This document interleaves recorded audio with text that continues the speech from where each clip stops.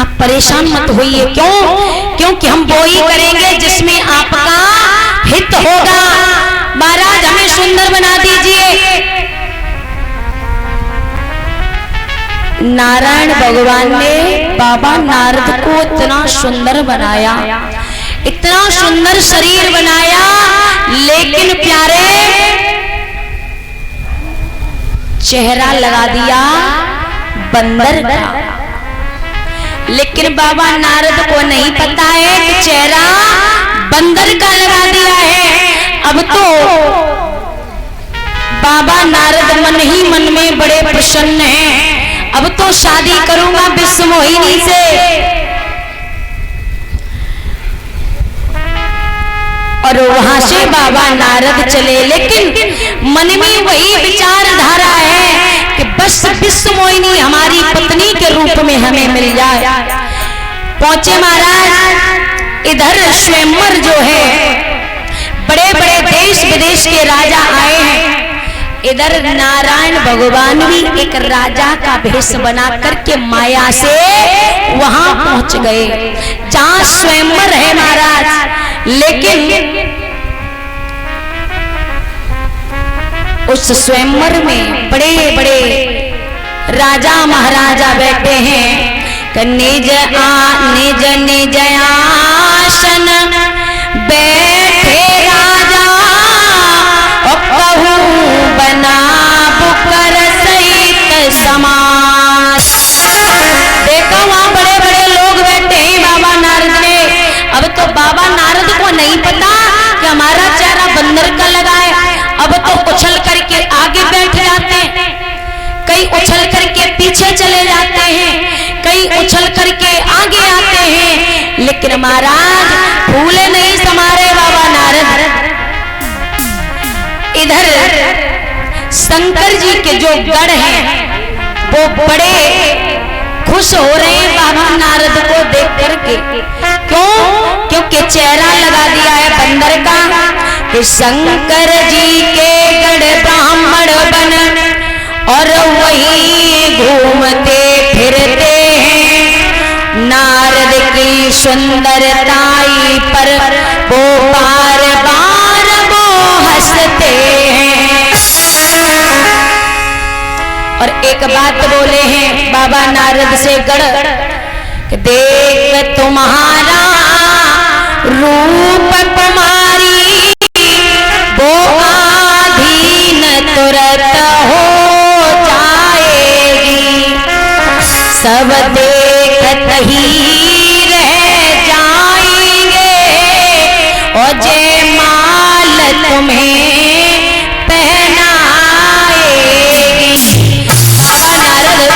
बड़े खुश हो गए महाराज। इधर विश्व मोहिनी अपनी सखियों को लेकर के वही आई है जहां पर स्वयंवर है। बड़े बड़े राजा महाराजा बैठे हुए हैं महाराज। आइए उससे पहले एक कीर्तन बोल लो छोटा सा, उसके बाद बड़ी पावनमयी कथा में प्रवेश करेंगे। अभी माताएं बहनाएं बैठी बैठी थक गई हो, हाँ? तो थोड़ा पैर सीधे कर लो, ठीक है? और खड़े होकर के अपनी अपनी जगह पे बड़े भाव से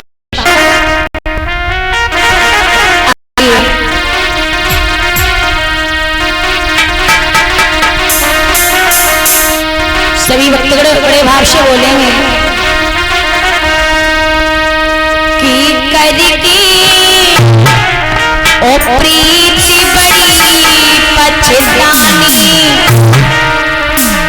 और धोखा देगो सांवरिया।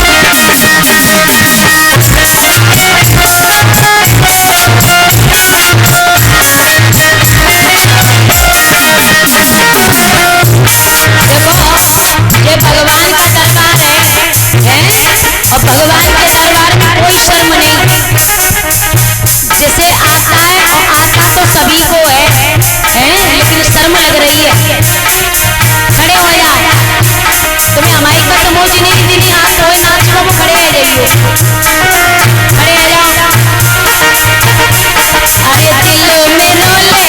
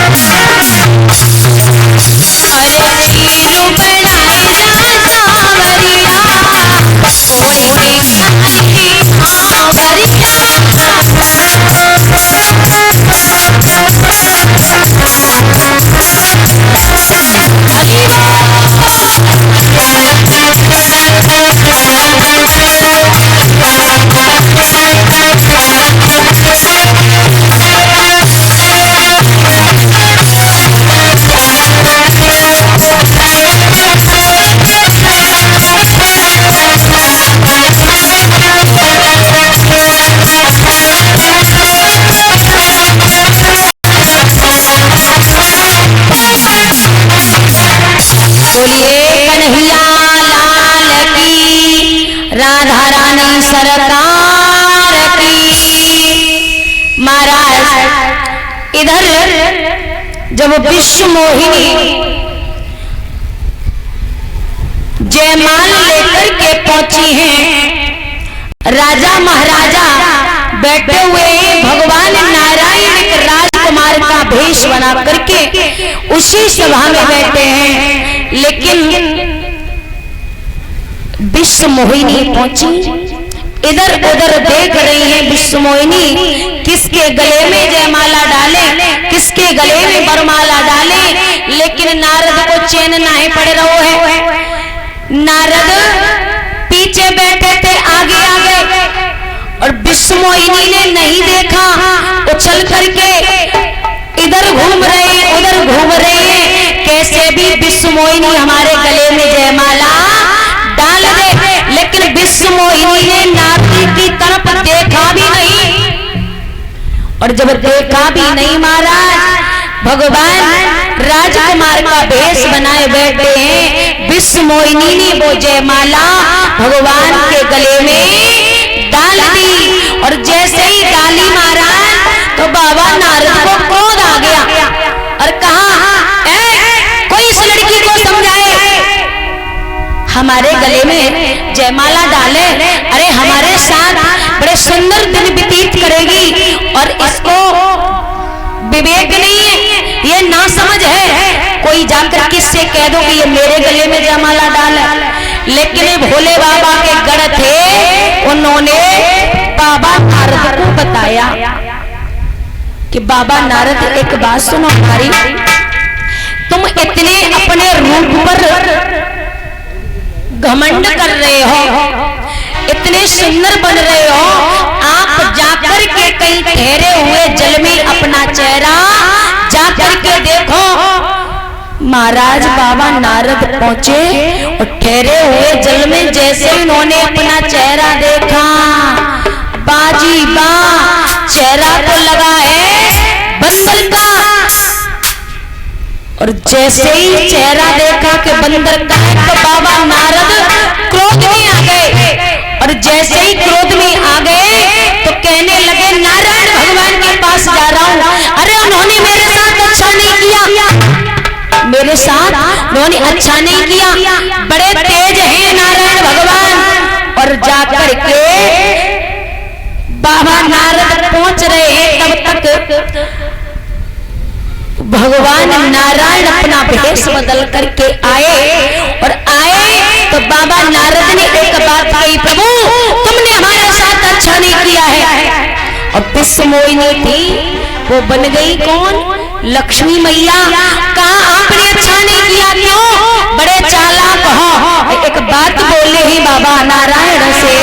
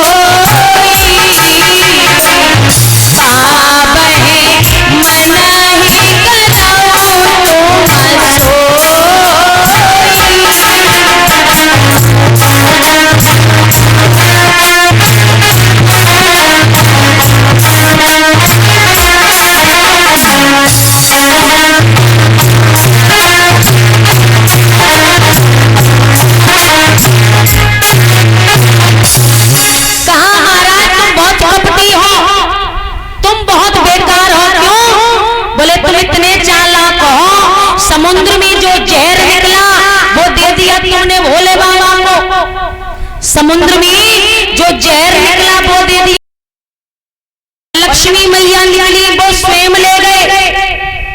आप इतने कपटी हो, आपने हमारे साथ अच्छा नहीं किया है। और महाराज देखिए, जिस विश्व मोहिनी को तुमने मुझसे छोड़ा है, आप इन्हीं के पीछे बन बन में मारे मारे घूमोगे।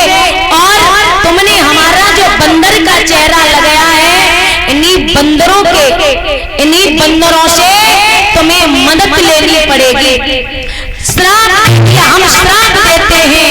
जैसे ही श्राप दिया, महाराज भगवान ने अपनी माया को समेटा और जैसे ही समेटा पैरों में गिर पड़े। कहा प्रभु हमें माफ कर दीजिए, हमें माफ कर दीजिए, हमसे भूल हो गई। लेकिन आज नारायण भगवान ने नारद को समझाया, नारद आप भोले बाबा की तपस्या करो, भोले बाबा का भजन करो, क्योंकि भोलेनाथ के जो पुजारी होते हैं ना, वो हमें प्राणों से प्यारे होते हैं। आज जैसे ही भगवान ने माया समेटी और बाबा नारद ने प्रभु के चरणों में प्रणाम किया, कहा प्रभु मैं समझ नहीं पाया, यही कारण था कि भगवान राम को इस भूतल पर आना पड़ा। इधर देखेंगे महाराज राम के जन्म के बारे में।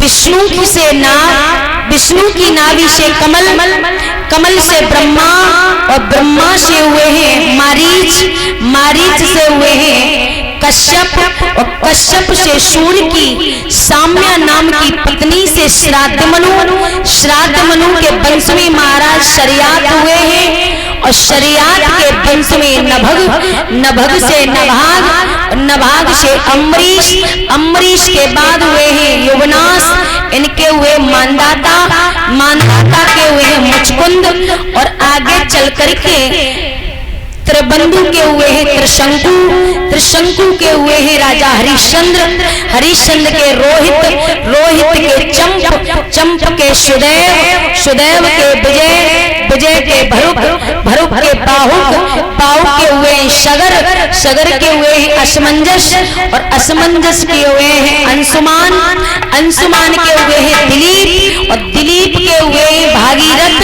जो गंगा को लेकर के इस पृथ्वी पर, इस धरा धाम पर आए। महाराज भागीरथ के वंश में हुए हैं खटवांग, खटवांग के हुए हैं दीर्घवायु, दीर्घवायु से रघु, जिनसे रघुवंश प्रसिद्ध हुआ, और रघु के हुए हैं राजा अज, अज के हुए हैं महाराज दशरथ। देखिए महाराज दशरथ की 3 रानियां हैं, कौशल्या, कैकेयी और सुमित्रा, लेकिन अलग अलग विद्वानों के अलग अलग मत हैं। दशरथ की 3 रानियों के अलावा और भी रानी थी। जगदीश रामायण में दशरथ की 760 पत्नियां हैं। जगदीश रामायण में दशरथ की 760 रानियां हैं, और काव्य कोकिला में महाराज ग्रंथों में बताया है 365 रानियां हैं, लेकिन वाल्मीकि रामायण में 3 रानियां बताई हैं, कौशल्या, कैकेयी और सुमित्रा। क्योंकि महाराज बताया है हरि अनंत, हरि कथा अनंता, और कहेगा बे बहु विद सब। देखेंगे ये जो कौशल्या है, ये महाराज भानुमंत की बेटी थी। सुमित्रा को भी भानुमंत की बेटी बताया जाता है। कश्मीर के राजा हैं अश्वपति की बेटी थी। कौशल्या और दशरथ की शादी तय हो गई, और जब शादी तय हो गई महाराज, इधर रावण ने ब्रह्मा जी से पूछा कि भगवान हमारे जीवन में कोई घटना घटित तो नहीं होगी? तो ब्रह्मा जी ने कहा रावण, कौशल्या का पुत्र तुम्हारा काल होगा, कौशल्या का पुत्र तुम्हारा काल होगा, उसके हाथों से तुम्हारा वध होगा।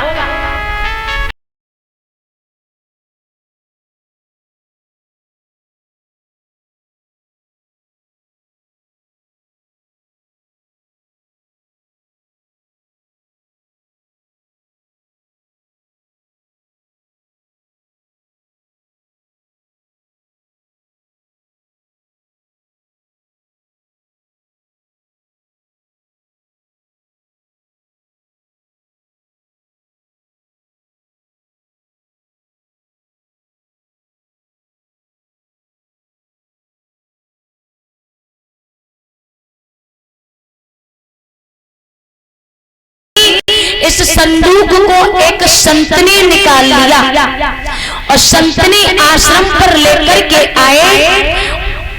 दशरथ और कौशल्या की भेंट उस आश्रम पर हो गई। जब ये पता चला महाराज, तो इधर दोनों में संवाद हुआ। राजा दशरथ कौशल्या को लेकर अवधपुरी में आए हैं। इधर बात आती है कैकेयी की। कैकेयी पूर्व जन्म में भिच्छ नामक ब्राह्मण की पत्नी थी।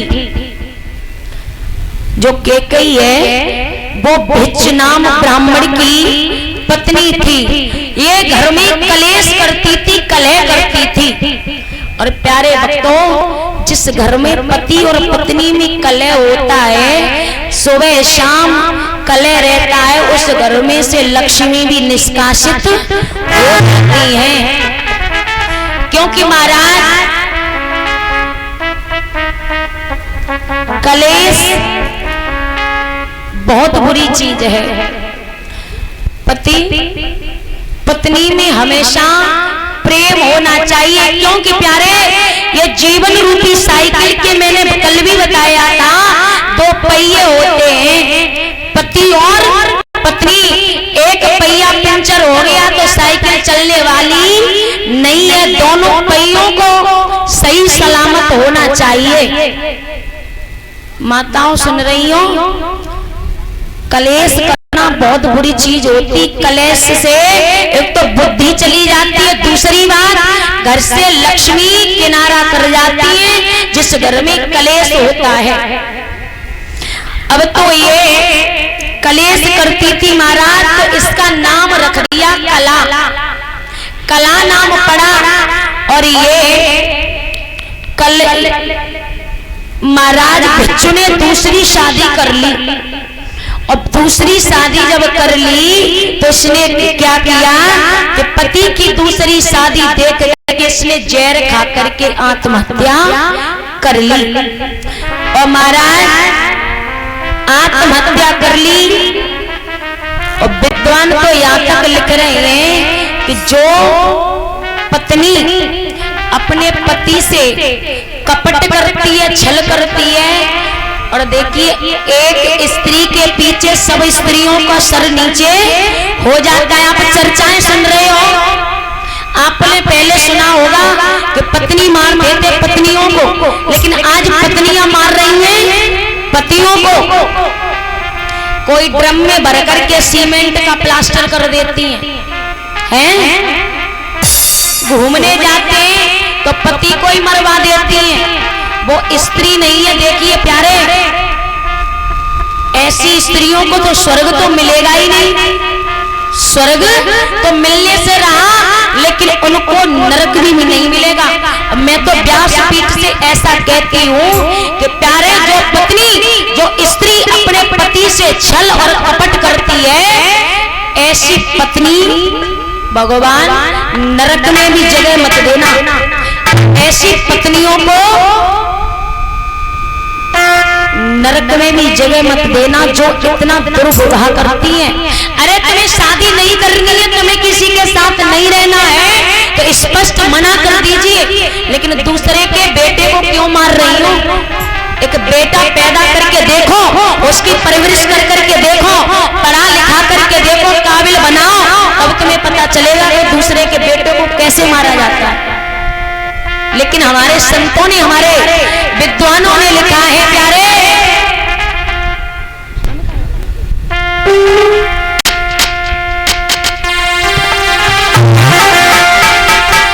ऐसी स्त्री, ऐसी पत्नी एक जन्मनी सातों जन्म दुख पाती है, जो अपने पति के सगन कपट करती हैं, छल करती हैं। लिखा है प्यारे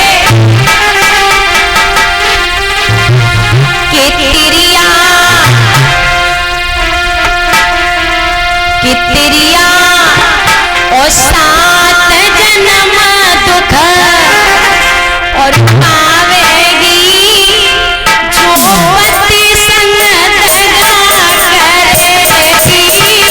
तिरिया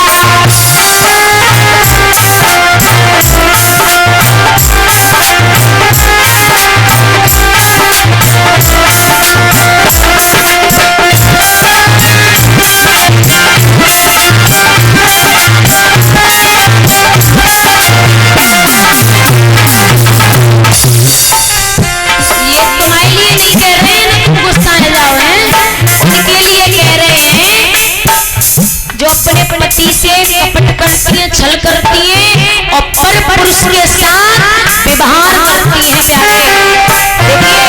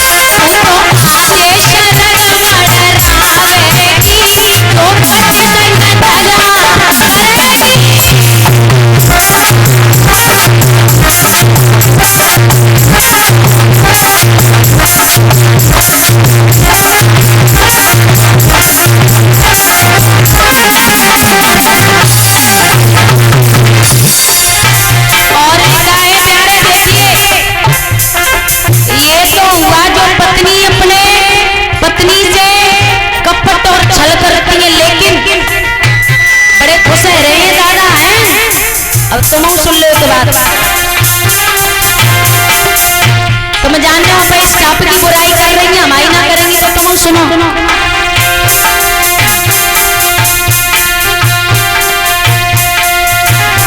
के भैया सात जन्म दुख पाओगे, पत्नी संग लगा करोगे।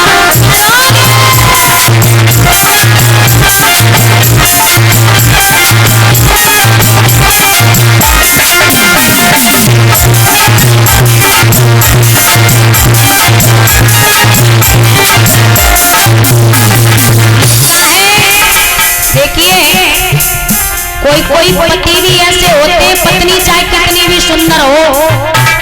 और एक बात याद आई प्यारे, पत्नी चाहे कितनी भी सुंदर हो, लिखा है बच्चे चाहे कितने भी बुरे हो, बच्चे सुंदर लगते अपने और स्त्री सुंदर लगती है पराई। चाहे कितनी भी सुंदर पत्नी हो, लेकिन स्त्री सुंदर लगती है औरों की, और बच्चे चाहे नाक पे बने की मोमबत्ती बुझे ना, लेकिन तो प्यारे लगेंगे हैं। हाँ, एक बात और बताइए प्यारे, जो पति अपनी पत्नी के साथ कपट करते हैं क्या होता है? अरे पहलो जन्म तुम्हें मिले गधा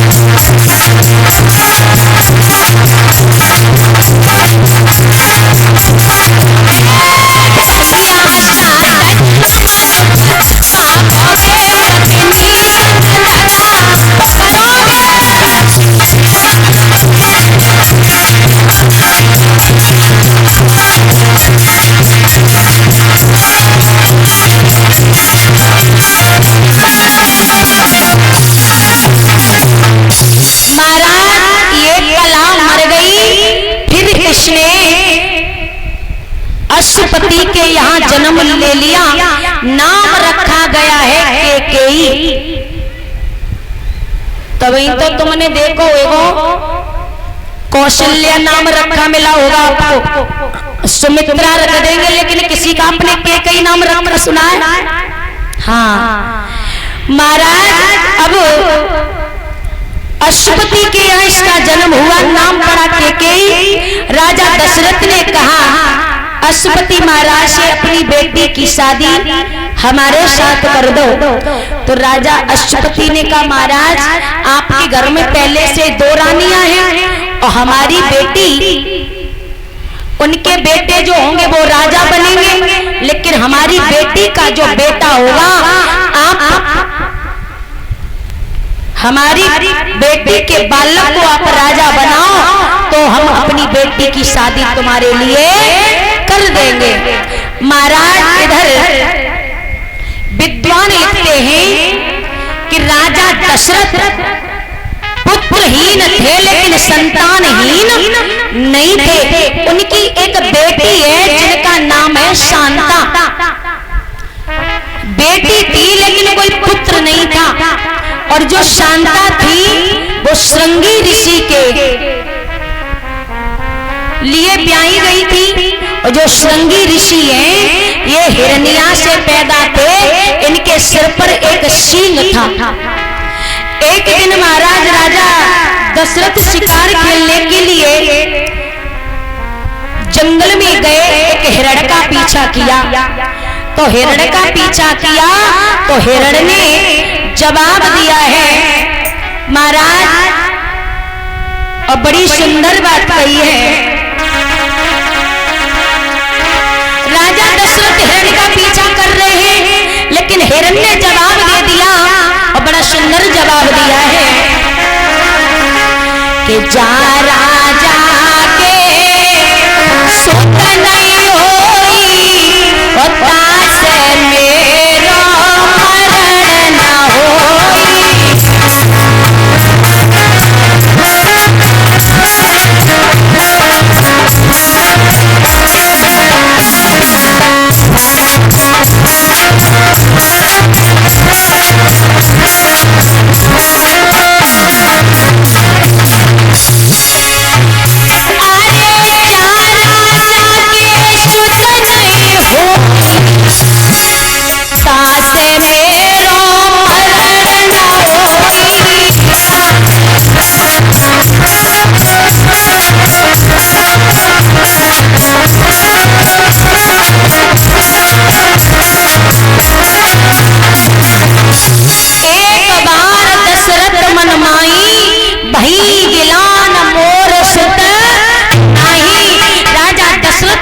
बड़ा बुरा लगा, हमारे कोई संतान नहीं है। तो महाराज आज राजा दशरथ लौट आए, पास पहुंचे, गुरु वशिष्ठ से कहा राजा हमारे भाग्य में पुत्र हैं, और एक पुत्र नहीं है 4 पुत्र हैं महाराज। उन्होंने क्या किया देखिए, राजा दशरथ को अपने बहन लगा था, राजा दशरथ को बहन और बहनोई का श्राप लगा था। बहन का नाम है चंद्रकला, बहनोई का नाम है उद्यालक। महाराज फिर उन्होंने पुत्र इष्ट यज्ञ करवाई, पुत्र इष्ट यज्ञ करवाई है। तो उसी में से अग्नि देवता, अग्नि पुरुष महाराज खीर का कटोरा लेकर के आए हैं, पधारे हैं। तो महाराज जब खीर का कटोरा लेकर के पधारे, तो महाराज दशरथ ने अर्ध भाग